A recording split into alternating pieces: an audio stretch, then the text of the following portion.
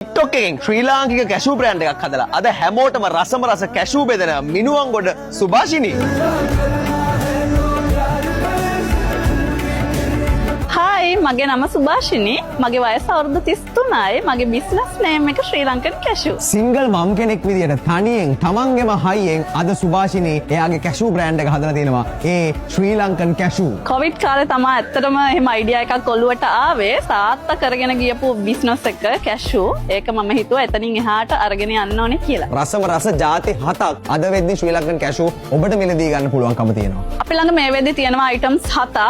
ඉස්සරහට අපි තීරණය කරගෙන ඉන්නවා අපේ කස්ටමර්ස් ලාගෙන් හම්බ වෙන ෆීඩ්බැක් එක තව තව අයිටම්ස් ටිකක් අපෙන් එළියට දාන්න. අද හදලා අද විකුණන අද කුරිය කරන ප්‍රොඩක්ට් එකක්.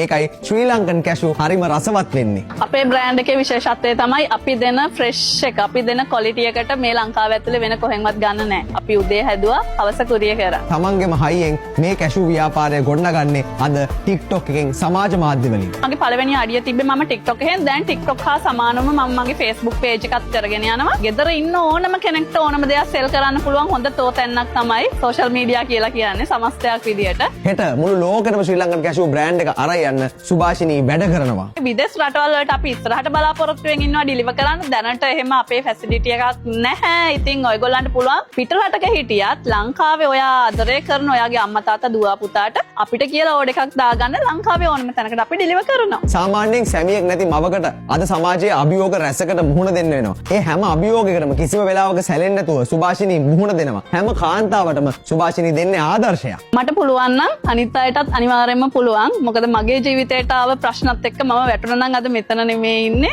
ඉතින් වැටෙන්නේ නැතුව ඉස්සරහට යන්න හිතේ හයිය විතරයි ඕනේ. ඉතින් හිතේ හයිය තියෙනවා නම් කරන්න බැරි දෙයක් නැහැ. සුභාෂිනී දිනුවා නම් ඔබටත් දිනන්න පුළුවන්. සුභාෂිනී කතාව රටටම පේන්න ෂෙයා කරන්න. ඔබත් සුභාෂිනී කෙනෙක් නම් දිරිය කාන්තාවක් නම් මට කතා කරන්න. ඔබේ ව්‍යාපාරය මම ලෝකෙටම පෙන්නන්නම්.